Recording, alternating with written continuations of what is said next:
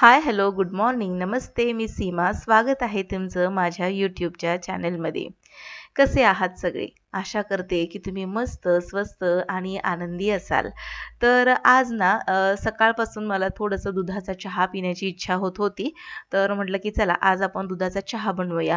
तर इथे मी साधारणपणे अर्धा कप पाणी ठेवलेलं आहे आणि त्यामध्ये चमचाभर साखर, थोडीशी चहापत्ती, चहापत्ती थोडीशी म्हणजे चमचाभर चहापत्ती घातलेली आहे आणि वेलचीचे कवर जे आहे साल ते घातलेलं आहे आणि लगेचच थोडीशी उकळी फुटली की यामध्ये मी दूध घातलेलं आहे आणि छान असा चहा उकळवून घेणार आहे. तर आज ना आपण आजच्या ब्लॉगमध्ये मी काय करणार आहे, जे आपण रोजचं घरी काम करत असतो तर किचन टिप्स म्हणून देखील तुम्ही या आजच्या ब्लॉगला घेऊ शकता.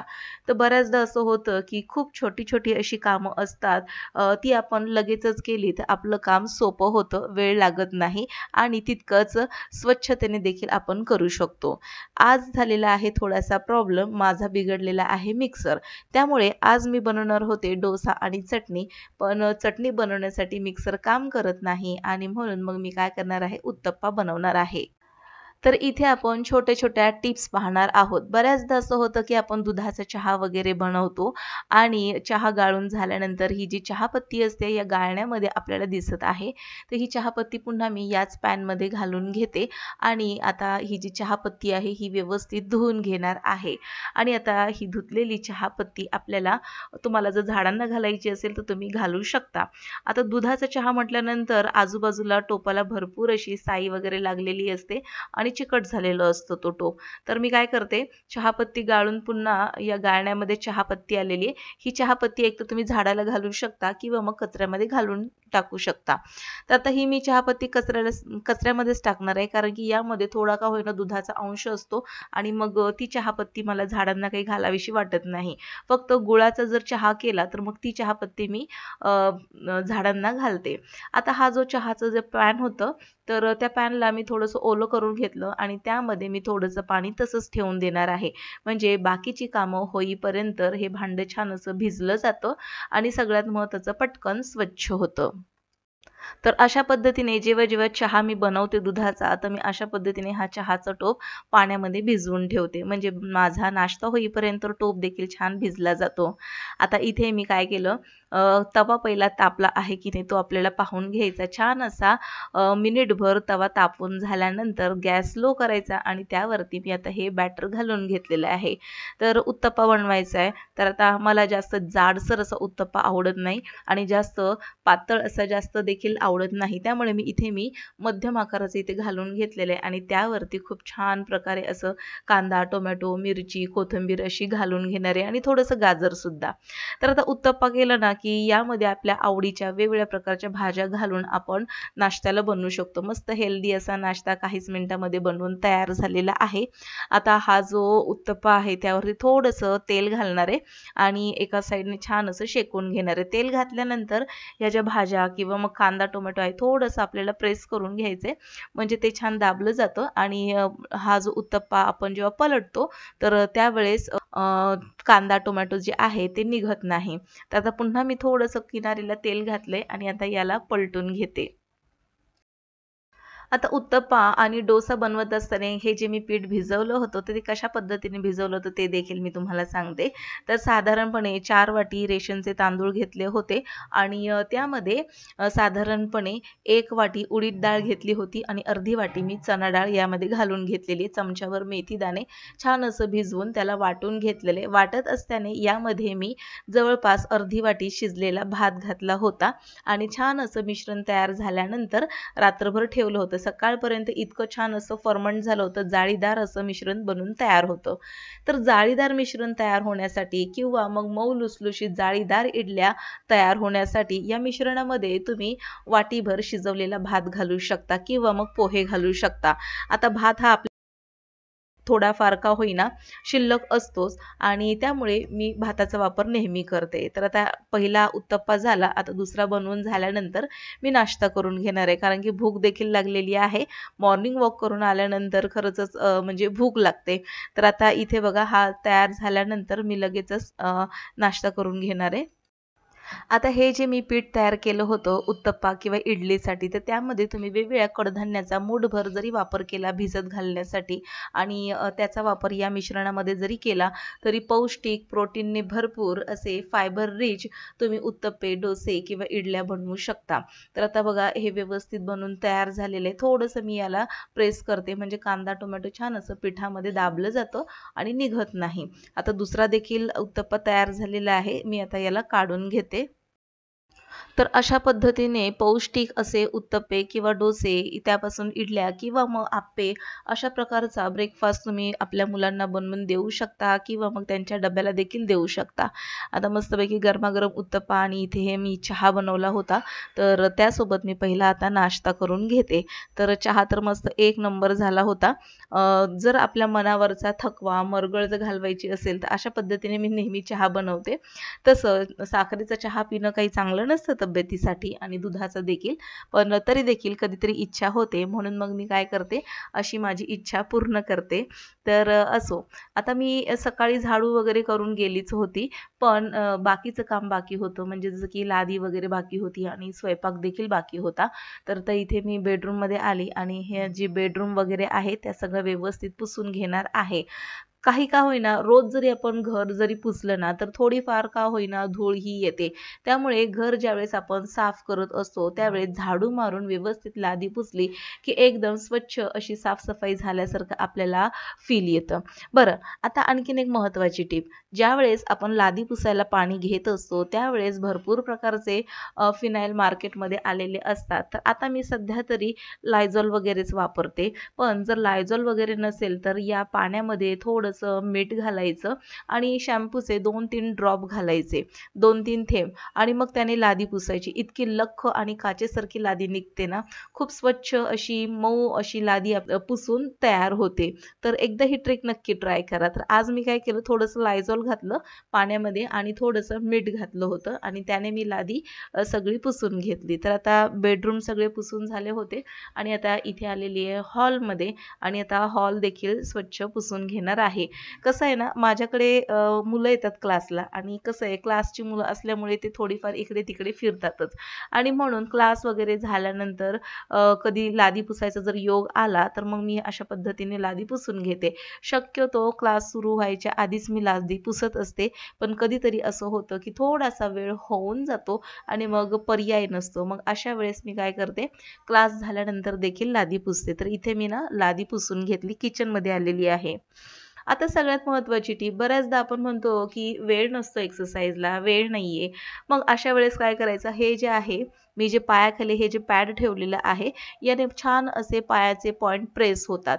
तर मी ना हे शक्यतो किचनमध्ये ठेवते आणि किंवा मग हॉलमध्ये जेव्हा मी मुलांना शिकवायला किंवा अशी एकटीच बसलेली असते, तर त्यावेळेस हे जे पॅड आहे ते पायाखाली घेते आणि खूप छान असे पायाचे पॉइंट जे आहेत ते प्रेस होतात आणि काम करत करत असताना आपली हालचाल तर होतच असते. त्यामुळे खूप छान पद्धतीने हे पॉइंट प्रेस झाल्यामुळे बघा कधी-कधी असं होतं की पायाला सूज येते किंवा मग पायाला मुंग्या आल्यासारख्या होतात. तर अशा वेळेस ना असा हा पॉइंट प्रेस करण्याचा जो पॅड मिळतो, DMartमध्ये मिळतो, तर तो तुम्ही नक्की एकदा घेऊन या आणि अशा पद्धतीने काम करत असताना त्याच्यावर उभं राहून इतर कामं तुम्ही करू शकता. तर खूप छान असं रिलॅक्स देखील वाटतं आणि पायाचे पॉइंट प्रेस होतात. शक्यतो आपण पायाच्या पॉइंटकडे लक्ष देत नाही. चालताना देखील आपण एकदम मऊसूत अशी चप्पल किंवा मग शूज वगैरे घालतो. तर आपल्या पायाचे पॉइंट प्रेस करण्यासाठी ही एक उत्तम पद्धत आहे. तर हे असा जर पॅड तुम्हाला मिळाला तर नक्की तुम्ही घेऊन या. आता किचनमधला सगळ्यात मोठा टास्क म्हणजे आहे स्वयंपाक करणे. आता स्वयंपाक हा जर कमी वेळेमध्ये झटपट करायचा असेल, तर आपल्या गृहिणींकडे असे छोटे कुकर असलेच पाहिजे. तर मी काय करते, बऱ्याचदा जर असं काही आमटी वगैरे करायचं असेल, बऱ्याचदा म्हणजे मी नेहमीच कुकरचा वापर करते आणि कुकरचा वापर केल्यामुळे झटपट माझे जे काही आमटी किंवा भाज्या वगैरे असतात, 5 ते 7 मिनिटामध्ये बनून तयार होतात. तर बघा मुगाचं मी मेदगं केलं होतं आणि तयार झाल्यानंतर कुकर साईडला ठेवला आणि एका साईडला कढईमध्ये मी भाजी टाकली शिजत आणि बाजूला लगेचच भाकरी करून घेतल्या. किचनमधली कामं म्हणजे स्वयंपाक वगैरे झटपट होण्यासाठी आपल्याकडे या 2 ते 3 वस्तू असणं गरजेचंच आहे. एक तर म्हणजे कुकर. दुसरी गोष्ट म्हणजे भाकरी जर तुम्ही करत असाल तर लोखंडी तव्याचा वापर करा. लोखंडी तवा पटकन तापतो, भाकऱ्या पटकन होतात आणि सगळ्यात महत्त्वाचं या भाकऱ्यांमध्ये आयर्न उतरलं जातं. तर हे देखील खूप उपयुक्त आहे लोखंडी तवा. तर ॲल्युमिनियमची भांडी किंवा मग ॲल्युमिनियमचे तवे भाकऱ्यांसाठी किंवा मग चपात्यांसाठी न वापरता अशा पद्धतीचे लोखंडी तवे जर वापरले तर आपल्या आरोग्यासाठी ते खूपच फायदेशीर आहेत. आता इथे मी काय करते, हे जे मी मुगाचं मेदगं बनवून ठेवलं होतं, तर ते मी काय केलं एका छोट्याशा कढईमध्ये मी काढून घेतलं आणि आता लगेचच जितकी भांडी मला रिकामी दिसतायत तर ती सगळीची सगळी भांडी मी रिकामी करून आणि रिकामी असलेली भांडी लगेचच मी सिंकमध्ये ठेवून देणार आहे. म्हणजे उगाचच एखाद दोन भांडी इकडे-तिकडे राहत नाहीत आणि सगळीची सगळी भांडी एकाच वेळेस स्वच्छ केली जातात. तर आता मी काय केलं, सगळी भांडी जेवढी मला दिसली ती सगळी सिंकमध्ये ठेवून दिली. आता मी इथे काय करते, जीरा राईस करून घेणार आहे. तर बऱ्याचदा असं होतं की आपल्याकडे भात शिल्लक राहिलेलं असतं, सकाळचा भात म्हणा किंवा मग रात्रीचा भात म्हणा. तर अशा वेळेस हा जो भात असतो तर त्याला आणखीन टेस्टी करण्यासाठी मी काय करते, इथे चमच्याभर तेल घालून घेतलंय कढईमध्ये आणि यामध्ये मी जिरं घालून घेणार आहे. जिरं छान असं तडतडलं की यामध्ये आपल्याला जो भात आहे तो घालून घ्यायचा आहे. तर हा जो भात आहे तो रात्रीचा भरपूर असा शिल्लक भात होता आणि मग तोच भात पुन्हा कुकरला एक शिट्टी देऊन जर आपण खाण्यामध्ये घेतला असता जेवणामध्ये तरी देखील चाललं असतं. पण म्हटलं की नको, जिरा राईस म्हटलं की सगळेच आवडीने खातील म्हणून मी काय केलं, जिऱ्याची फोडणी दिली. आता ज्या वेळेस आपण फ्रीजमध्ये ठेवलेला भात फोडणी देणार असतो तर त्याला हाताने सुटसुटीत करायची अजिबातच गरज नाही. फोडणीमध्ये तो भात घालायचा आणि त्यावरती झाकण ठेवून द्यायचं आणि एक छान अशी वाफ काढून घ्यायची भाताला. आता भाताला वाफ येते तोपर्यंत मी काय करते, इथे किचनचा ओटा आणि हा जो गॅसचा ओटा आहे, गॅस आहे तो पूर्णपणे स्वच्छ करून घेते ओल्या कपड्याने. दिवसभरातून 2 ते 3 वेळा तरी हा ओटा स्वच्छ केलाच जातो आणि होतोच होतो. तर आता हे बघा, या गॅसचं जे बटन आहे तर त्यामध्ये देखील भाकरी वगैरे करत असेल थोडंफार का होईना पीठ वगैरे जातं. तर कपड्याने पुसत असताना हे जे बटन आहे ते देखील व्यवस्थित स्वच्छ पुसून घ्यायचे. म्हणजेच बटन असे किनारीला सफेद किंवा तेलकट चिकट आपल्याला दिसत नाहीत. तर अशा पद्धतीने ही छोटी-छोटी जी आपल्या गोष्टी आहेत, छोट्या-छोट्या ज्या गोष्टी आहेत त्याकडे आपल्याला लक्ष द्यायचंय तरच आपलं किचन, गॅसचा ओटा, गॅसचे जे हे बटन्स आहेत तर ते स्वच्छ राहतात. आता इथे मी गॅसचा ओटा स्वच्छ करून घेतला आणि आता ही जी भांडी आहेत ना भरपूर सिंक भरून पडलेली आहेत तर त्याला लगेचच स्वच्छ करून घेते. गॅसचा ओटा स्वच्छ करून झालाच होता आणि आता इथे मी काय केलं, सगळी भांडी सिंकमध्ये ठेवली होती. तर आता असं होतं बऱ्याचदा की थोडंसं 5 मिनिटं मी बसते किंवा मग थोडंसं एखादी सीरियलच बघते किंवा मग थोडंसं मोबाईलवरती काहीतरी मी आणखीन सर्च करते किंवा बघत बसते. असं जर आपल्या डोक्यामध्ये विचार आला ना की मग आपल्या कामाला आणखीन अर्धा पाऊण तास उशीर झाला म्हणून समजाच. त्यामुळे काय करायचं, किचनचा ओटा पुसून घेतला, स्वयंपाक वगैरे झाला, किचनचा ओटा पुसून घेतला आणि सिंकमध्ये जी भांडी पडलेली असतात ना लगेचच घासून घ्यायची. म्हणजेच वेळ आपला जात नाही आणि मग उरलेला वेळ त्यानंतरचा आपण आपल्या आवडीनुसार पाहिजे तिथे खर्च करू शकतो. तर इथे मी काय केलं, सिंकमधली भांडी आधी सगळी घासून घेतली आणि लगेचच झटपट अशा पद्धतीने धुवून ठेवली. आता बास्केटमध्ये देखील थोडीशी भांडी आहेत पण आणखीन मी ती लावलेली नाहीयेत. त्यामुळे इथे मी परातीमध्ये थोडीशी भांडी धुवून ठेवली आणि आता इथे पुन्हा जो एक चहाचा पॅन होता, कसं आहे अधेमध्ये कोणी येत राहतं आणि काही ना काही मागत राहतं, चहा दे, कॉफी दे वगैरे वगैरे. तर अशा वेळेस ही जी भांडी असतात, चहाचं पॅन म्हणा किंवा मग एखाद दोन कप म्हणा, तर ती अधेमध्ये पडतच राहतात. तर त्याचा कंटाळा कितीही जरी केला आपण तरी त्याला काही पर्याय नाही, ती भांडी पडणारच आणि ती आपल्याला घासावीच लागतात. तर आता इथे मी जे मेदगं केलं होतं मुगाचं ते काढून घेतलं आणि कुकर देखील स्वच्छ करून घेतला. कारण की थोड्या थोड्या जर भाज्या असतील ना तर त्यासाठी मोठी मोठी भांडी अडकवून नाही ठेवायची. भाज्या लगेचच छोट्याशा वाट्यांमध्ये किंवा डब्यांमध्ये काढून ठेवायच्या आणि ही भांडी रिकामी करून लगेचच घासून घ्यायची. म्हणजेच भांडी देखील स्वच्छ राहतात आयत्या वेळेला आपल्याला वापरण्यासाठी. आता इथे सगळी भांडी घासून घेतली आणि आता ही भांडी मी काढून घेते. आता इथे बघा, हा जो जिरा राईस होता तोपर्यंत मस्तपैकी एक वाफ आली या जिरा राईसला. भात मी अजिबातच मोकळा केला नव्हता. पण एक वाफ आली ना, की हा जो भात आहे मस्त मोकळा सुटसुटीत होतो आणि पुन्हा ताजा असा भात केलाय की काय अशा पद्धतीने भाताचा एक अन एक कण असा मोकळा सुटसुटीत होतो. आता या भाताला मी काय करते, फक्त कालथ्याने व्यवस्थित मिक्स करून घेते. फोडायची अजिबातच गरज लागत नाही, कारण की कालथ्याने मिक्स करत असताना आपोआपच तो भात असा सुटत जातो. तर आता हा भात तयार झालेला आहे. आता याला पुन्हा मी झाकून ठेवते आणि गॅस इथे मी बंद करून घेतलेला आहे. तोपर्यंत सिंकमध्ये सगळी भांडी घासून झाल्यानंतर ही जी जाळी होती त्यामध्ये थोडेसे भाताचे कण वगैरे होते, तर ते मी काढून घेतले आणि हा जो गॅसचा हे जे सिंक आहे तर ते देखील मी लगेचच घासून घेते. तर या प्लेटमध्ये थोडंसं मी लिक्विड घेतलं होतं. तर डिशमधलं लिक्विड मी सगळंच वापरून घेतलं, पण थोडंफार काही त्याला शिल्लक होतं, त्यानेच मी हे सिंक देखील घासून घेतलं. आणि भांडी घासून झाल्यानंतर सिंक आपल्याला व्यवस्थित घासून स्वच्छ करायचंच आहे. म्हणजेच प्रत्येक वेळी आपल्याला स्वच्छ असं सिंक मिळतं आणि छान वाटतं, प्रसन्न. आता हे जे पाणी आहे हे वायपरने काढून घेते. तर अशा पद्धतीने आपण रोज थोड्या-थोड्या, लहान-सहान गोष्टीकडे जर लक्ष दिलं ना, आपली कामं सोपी होतात. काहीही वेळ वाया जात नाही. झटपट कामं करा आणि छोट्या-छोट्या टिप्स वापरून आपला वेळ वाचवा. तर अशा पद्धतीने आजच्या व्लॉगमध्ये मी छोट्या-छोट्या काही टिप्स आणि ट्रिक्स शेअर केल्या होत्या, ज्या तुम्हाला कदाचित माहिती देखील असतील. तर आजच्या व्लॉगमध्ये इतकंच. भेटू पुन्हा नवीन एका इंटरेस्टिंग व्लॉग सहित. तोपर्यंत बाय बाय.